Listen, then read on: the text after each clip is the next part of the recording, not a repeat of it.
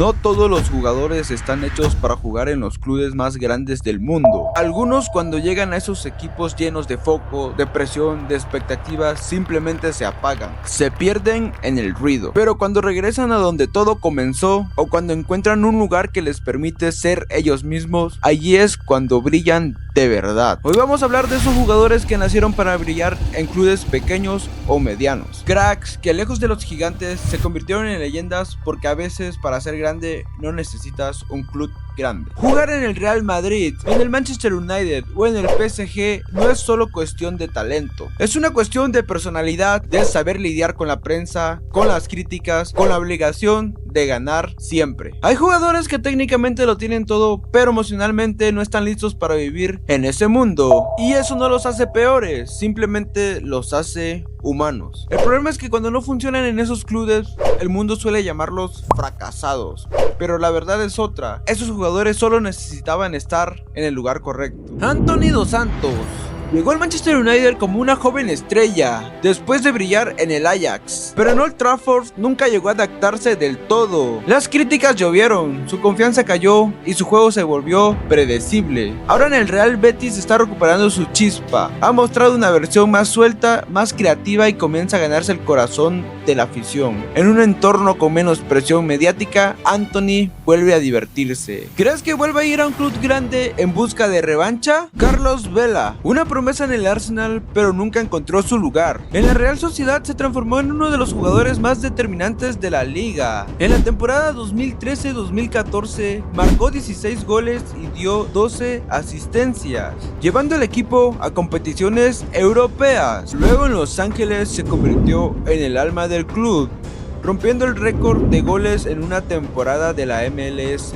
con 34 tantos en el 2019. Vela necesita libertad, no una jaula de expectativas. Giovanni Dos Santos, un mexicano que salió del Barcelona con etiqueta de joya, pero en el Tottenham se perdió entre lesiones y decisiones técnicas. Llegó al Villarreal a mostrar su talento como un jugador vertical, desequilibrante, siendo clave en varias victorias. En la selección mexicana brilló en los torneos como la Copa Oro y los Juegos Olímpicos de Londres 2012. En entornos menos exigentes volvió a disfrutar del juego. Antonio Di Natale. Antonio Di Natale es un caso único. Pudo irse a la Juventus, pudo jugar Champions, pero se quedó en Unidense. Convirtió 191 goles en la Serie A, siendo el cuarto máximo goleador histórico del torneo. En la temporada 2009-2010 anotó 29 goles y fue bota de oro de la liga italiana. Rechazó contratos millonarios para seguir siendo el ídolo de un club humilde. Di Natale demostró que puedes ser grande sin moverte del lugar que te hace feliz. Queda la duda si hubiera podido lograr brillar en un club con más renombre. Takumi Minamino deslumbró en el Red Bull Salzburgo, un club mediano de Austria, donde mostró una combinación de velocidad, técnica y gol. En la Champions League dejó actuaciones memorables, incluso ante gigantes como el Liverpool.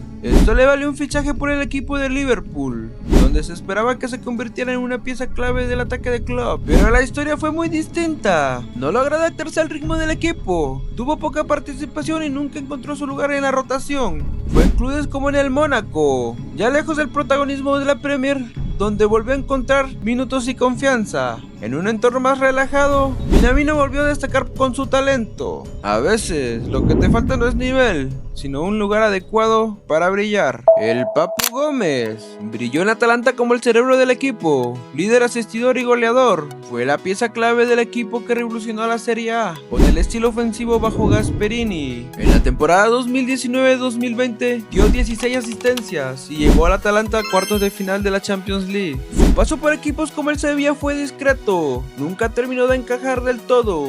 En un club con tantas figuras y un estilo estructurado, su magia quedaba muchas veces opacada. Iago Aspas. Iago Aspas es el tipo de jugador que parece estar hecho a la medida de un solo club, el Celta de Vigo. En este equipo gallego se convirtió en leyenda viva. Año tras año, Aspas ha cargado al Celta sobre sus hombros, salvándolo del descenso, clasificándolos a Europa y convirtiéndose en su máximo referente ofensivo.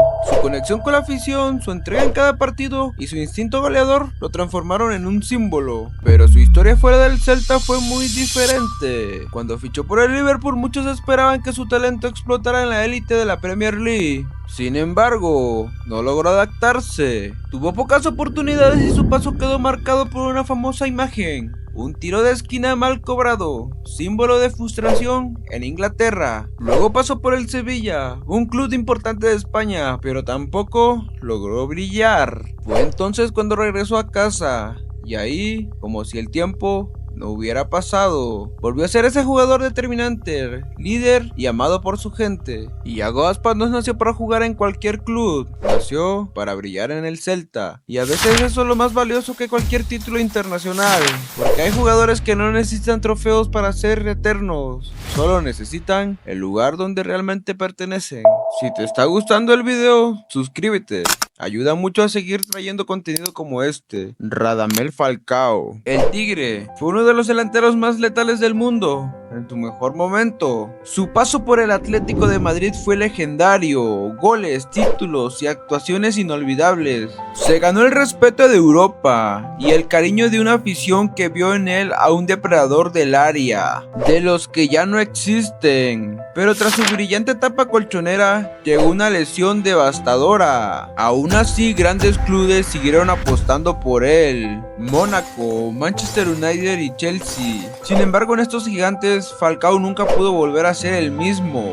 Las expectativas eran altas, pero las oportunidades eran pocas. El físico ya no le respondía igual, y la presión de volver a ser aquel goleador temible se volvió una carga. Fue cuando volvió a equipos más modestos como el Galatasaray o el Rayo Vallecano, que recuperó parte de su esencia.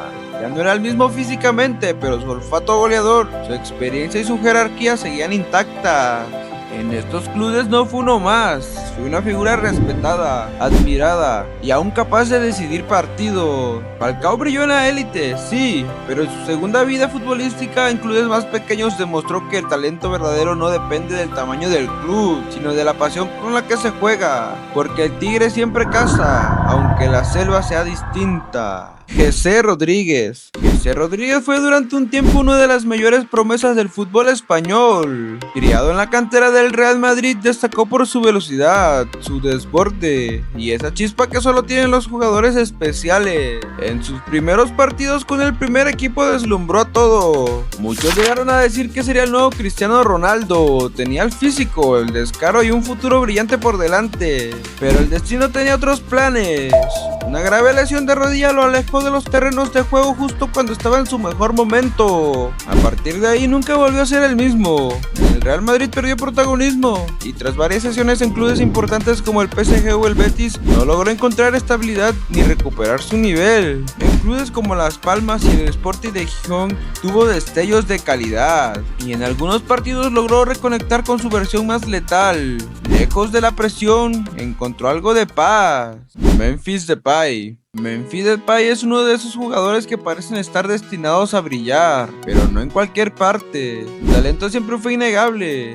Desde joven en el PSV, deslumbró con su potencia, sus goles y su personalidad dentro del campo. Eso lo llevó a que fichara por el Manchester United, un gigante de Inglaterra, donde muchos pensaron que se convertiría en una estrella mundial. Pero en Old Trafford todo fue diferente. La presión, la competencia interna y un entorno que nunca logró entender su carácter lo fueron apagando poco a poco. Memphis no logró conciliarse y terminó saliendo como una promesa fallida. Fue en el Olympique de León donde volvió a encontrarse.